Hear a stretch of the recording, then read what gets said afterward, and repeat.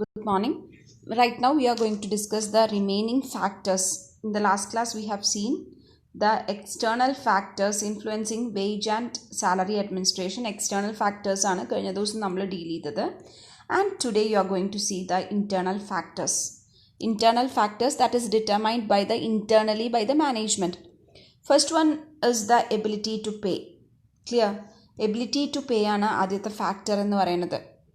That means ഒരു എൻ്റർപ്രൈസിൻ്റെ ability to പേ ആണ് അവരുടെ വേജ് റേറ്റിനെ ഇൻഫ്ലുവൻസ് ചെയ്യുന്ന ഏറ്റവും വലിയ ഘടകം. Because only if a concern has profits you will be able to pay higher wage rate. If a concern suffers from loss they will not be pay higher wage. നമുക്ക് തന്നെ അറിയാം, when corona വന്നപ്പോൾ എല്ലാ ഇൻസ്റ്റിറ്റ്യൂഷൻസും അവരുടെ salary reduce ചെയ്തു. Because they are not going in a profitable way. That is the reason, right? So ഒരു profitable concern can attract more good workers. നല്ല വർക്കേഴ്സ്, സ്കിൽഡ് വർക്കേഴ്സ് ഒക്കെ നല്ല പ്രോഫിറ്റബിൾ ആയിട്ടുള്ള കൺസേൺ. നമ്മൾ പറയാറില്ലേ, when you get a job in Wipro you are happy because you feel that may increase your wage. നമ്മുടെ salary increase ആവും എന്നുള്ളൊരു എക്സ്പെക്റ്റേഷനാണ്. So wage is highly depended upon the ability to pay. And next is job requirements. നമ്മൾക്കറിയാം basic wages എപ്പോഴും depends upon the difficulty level and physical and mental effort for a particular job. ഒരു ജോലി ചെയ്യാനുള്ള എഫേർട്ടിനെ depend ചെയ്തിട്ടിരിക്കും. So the relative worth can be estimated through job evaluation. Job evaluation should be done. Routine task എപ്പോഴും evaluate ചെയ്തുകൊണ്ടേ ഇരിക്കണം. കാരണം എന്നാൽ മാത്രമേ റിക്വയർമെൻറ്റ്സ് ഓഫ് ദ ജോബും ഇതും തമ്മിൽ, കാരണം ചാലഞ്ചിങ് ടാസ്ക് ഏറ്റെടുക്കുന്നവർക്ക് കൂടുതൽ പേ കിട്ടുന്നില്ലെങ്കിൽ അത് ബുദ്ധിമുട്ടാണ്. ക്ലിയർ? അപ്പോൾ they will receive higher pay. So job requirements is another reason for you to determine what are the amount that you pay for a job. Clear? And next is the management strategy. ഓരോ കമ്പനിക്ക് ഒരു strategy ഉണ്ട് റെമ്യൂണറേഷനുമായിട്ട് relate ചെയ്തത്. ചില സമയത്ത് competitors അടയ്ക്കുന്നതിനേക്കാളും കൂടുതൽ, that is an important thing. So competitors pay ചെയ്യണേക്കാളും കൂടുതൽ എമൗണ്ട് നമുക്ക് പേ ചെയ്യാൻ പറ്റണം. അല്ലെങ്കിൽ ചിലപ്പോൾ മിനിമം റേറ്റ് ആവും കീപ്പ് ചെയ്യേണ്ടവ. സോ എപ്പോഴും management strategy that we follow in this competitive world is highly important when you go for a wage and salary determination. That is another factor. And next is the employee related factors.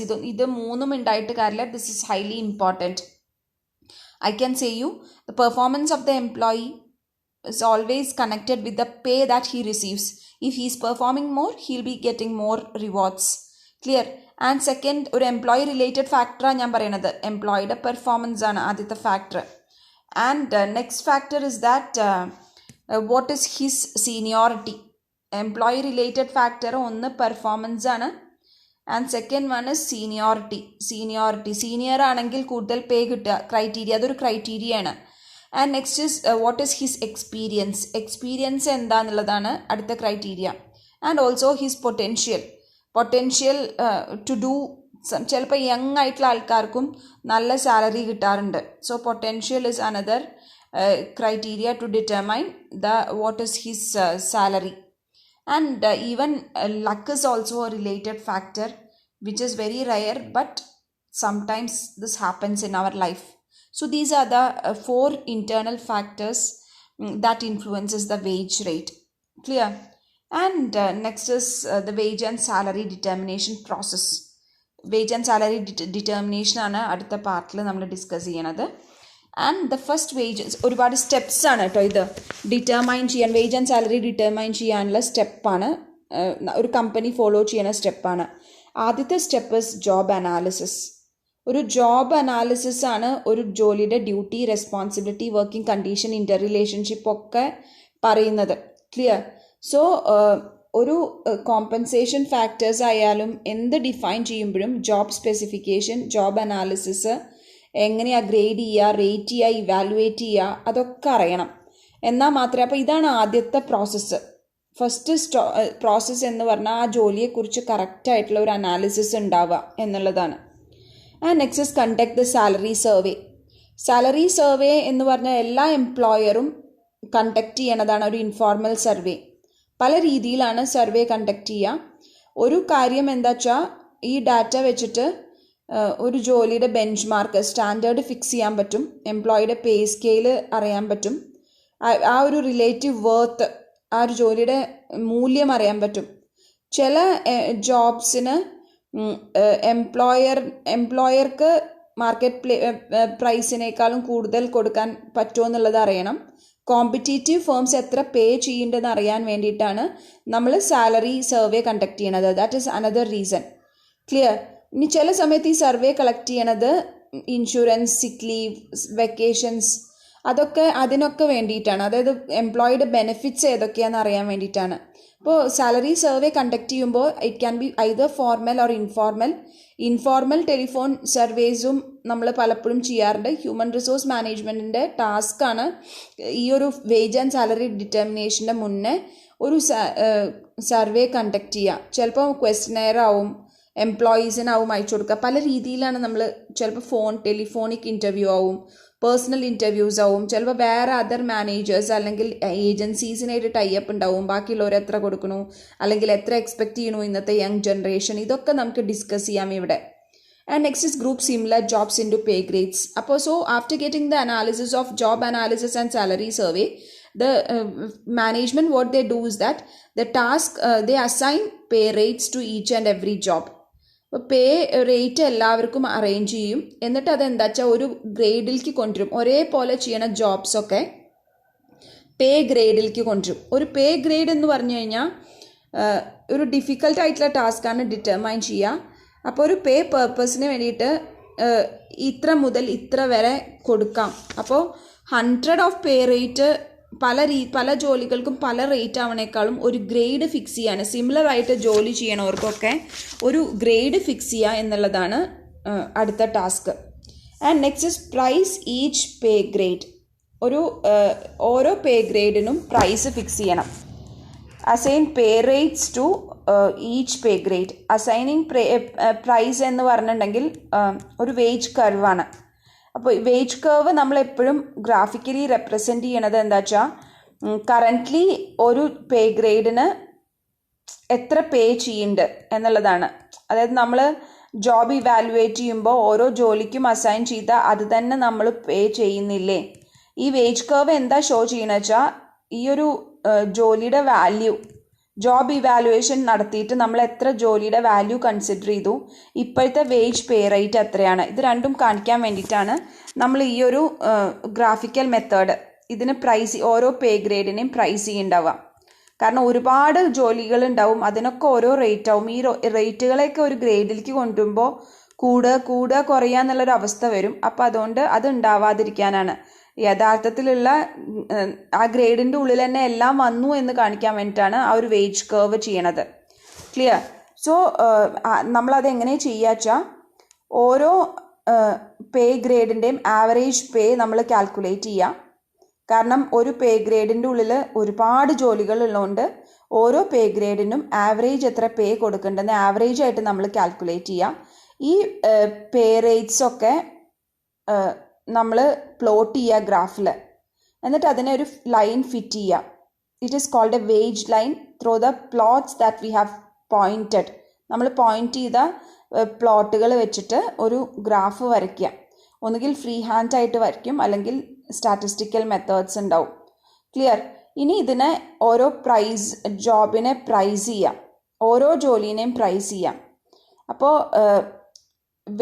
Wage ലൈനിലുള്ള wages target wages ആണ്. നമ്മളുടെ ഈ പ്രൈസും രണ്ടും തമ്മിൽ fit ആവണില്ലേ നോക്കാൻ വേണ്ടിയിട്ടാണ് ഈ ഒരു പ്രൈസ് ഈച്ച് പേ ഗ്രേഡ്. ഇതൊരു ഗ്രാഫിക്കൽ അനാലിസിസ് ആണ് ഇവിടെ നടത്തുന്നത്. Clear? And next is fine tune each pay ranges. Fine tuning involves correcting out the line rates and developing rate ranges. അതായത് നമ്മൾ ലൈൻ റേറ്റ്സിൽ എന്തെങ്കിലും തെറ്റുണ്ടെങ്കിൽ അത് കറക്റ്റ് ചെയ്യാൻ വേണ്ടിയിട്ടാണ് ഈ ഒരു step. That means that you are fine tuning the pay ranges. Pay റേഞ്ചസിനെ ഫൈൻ ട്യൂൺ ചെയ്യാണ്. അപ്പോൾ ആദ്യം ഒരു പേ റേഞ്ച് വെച്ചിട്ടുണ്ടാവും, അത് പേ ഗ്രേഡിൽ എല്ലാതും കൂടി ഫിറ്റ് ചെയ്തു. ആ പേ ഗ്രേഡിനെ പ്രൈസ് ചെയ്യാൻ നമ്മൾ ഗ്രാഫിക്കലി എല്ലാം പ്ലോട്ട് ചെയ്ത് നോക്കുകയാണ്. അത് കഴിഞ്ഞാൽ ഈ ഒരു പേ റേഞ്ചിനെ ഫൈൻ ട്യൂൺ ചെയ്യുക. വല്ല എറേഴ്സ് ഉണ്ടെങ്കിൽ ആ എറേഴ്സ് കറക്റ്റ് ചെയ്യുക. ആൻഡ് നെക്സ്റ്റ് ഇസ് ഈ ഒരു ഫൈൻ ട്യൂൺ ചെയ്യണ സമയത്ത് നമുക്ക് കുറേ കാര്യങ്ങൾ ശ്രദ്ധിക്കാണ്ട്. റേറ്റിന് റേഞ്ച് നമ്മൾ ഡെവലപ്പ് ചെയ്യേണ്ടി വരും. കാരണം ഒരേ ജോലി ചെയ്യണ എല്ലാവർക്കും ഒരേ പേ ആവില്ല. അപ്പോൾ ഒരു റേഞ്ച് ഉണ്ടാവും, അതായത് ഡിഫറെൻറ്റ് ലെവൽസ്. ഓരോരുത്തർക്കും ഒരു ഗ്രേഡിൻ്റെ ഉള്ളിൽ തന്നെ പല ലെവൽസ് ഉണ്ടാവും. അപ്പോൾ റേറ്റ് റേഞ്ച് യൂഷ്വലി ഡെവലപ്പ് ചെയ്യണം. അത് 5,000 to 10,000 വരെ ഈ ജോലിക്ക് കിട്ടും. അപ്പോൾ ഓരോ എംപ്ലോയറും ആ റേഞ്ചിൻ്റെ ഉള്ളിൽ വരും. പക്ഷേ ഡിമാൻഡ് കൂടുതൽ അല്ലെങ്കിൽ പെർഫോമൻസ് കൂടുതലുള്ള ആൾക്കാർ, കൂടുതൽ കോംപ്ലക്സ് ജോലി ചെയ്യണവർക്ക് ഹയർ ആയിട്ടുള്ള ആ റേഞ്ചിൽ തന്നെ ഹയർ പേ കിട്ടാനുള്ളത് നോക്കും. ക്ലിയർ? അപ്പോൾ സെവറൽ ബെനിഫിറ്റ്സ് ഉണ്ട് ഓരോ പേയ്ക്കും വേണ്ടിയിട്ട്. അതായത് ഒരു എംപ്ലോയറെ സംബന്ധിച്ചിടത്തോളം ലേബർ മാർക്കറ്റിലുള്ള പേ കൊടുക്കാൻ പറ്റുള്ളൂ. അട്രാക്റ്റ് ചെയ്യണം എംപ്ലോയീസിനെ. സ്റ്റാർട്ടിങ് സാലറി ലോവസ്റ്റ് ആയാലും പിന്നെ അത് സ്റ്റെപ്പ് ബൈ സ്റ്റെപ്പായിട്ട് പ്രോസസ്സ് ചെയ്യാൻ പറ്റും എന്നുള്ളൊരു അഷ്വറൻസ് കൊടുക്കണം. പിന്നെ റേറ്റ് റേഞ്ചസ് വെക്കണത്, ഈ റേറ്റിന് റേഞ്ച് വെക്കണത് എന്താ വെച്ചാൽ പെർഫോമൻസ് ഡിഫറൻസ് എംപ്ലോയീസിൻ്റെ ഇടയിലുണ്ടെങ്കിൽ ഒരേ ഗ്രേഡിൻ്റെ ഉള്ളിൽ തന്നെയാണ് വെച്ചാലും അവർക്ക് ഡിഫറെൻറ്റ് പേ കൊടുക്കാൻ പറ്റും. അപ്പോൾ ഇതാണ് പിന്നെ ഫൈൻ ട്യൂൺ, ഈ ഒരു പേ റേഞ്ചിനെ കറക്റ്റ് ചെയ്യുക എന്നുള്ളതുകൊണ്ട് ഉദ്ദേശിക്കുന്ന ഒരു കാര്യം. അത് റേഞ്ച് ഡെവലപ്പ് ചെയ്യുക എന്നുള്ളതാണ് അവിടുത്തെ main task. And next is ഈ ഒരു ലൈൻ റേറ്റ് നമ്മൾ നേരത്തെ ഗ്രാഫിക്കലി ഡെവലപ്പ് ചെയ്തു എന്ന് പറഞ്ഞില്ലേ, ആ റേറ്റിനെ കറക്റ്റ് ചെയ്യുക. അതായത് നമ്മൾക്ക് ചിലപ്പോൾ ആവറേജ് പേ വളരെ ഹൈ ആവും, വളരെ ലോ ആവും. അതായത് നമ്മൾ വേറെ ജോലികളുമായിട്ട് കമ്പയർ ചെയ്യുമ്പോൾ ചിലപ്പോൾ ഞാൻ പറയാം, ഒരു സ്ഥാപനത്തിൻ്റെ ഉള്ളിൽ പല രീതിയിലുള്ള ജോബ് ഉണ്ടാവും. ആ ജോബായിട്ട് കമ്പയർ ചെയ്യുമ്പോൾ നമ്മൾ ഈ കാൽക്കുലേറ്റ് ചെയ്തിട്ടുള്ള ആവറേജ് കറൻറ്റ് പേ ചിലപ്പോൾ കുറവായിരിക്കും. അതായത് ചില ഇത് കമ്പാരിസൺ വരുമ്പോൾ ചിലപ്പോൾ അത് കൂടുതലാവും.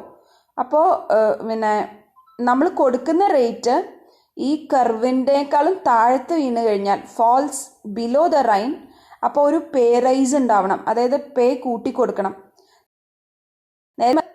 വേജ് ലൈൻ മുകളിലാണ് കിടക്കണ വെച്ചാൽ നമുക്ക് ഒരു പേ ഫ്രീസ് ഉണ്ടാവാം. കാരണം അതായത് പേയ്മെൻറ്റ് നമ്മൾ കൊടുക്കുന്നത് കൂടുതലാണ്. അപ്പോൾ ഈ ഒരു ഗ്രാഫിക്കലി പ്ലോട്ട് ചെയ്യണോണ്ട് അതാണ്. അപ്പോൾ ഇവിടെ ഈ ഒരു പോയിന്റിൽ എത്തുമ്പോൾ നമ്മളിതൊക്കെ കറക്റ്റ് ചെയ്യണം. Correcting out all the correct lines.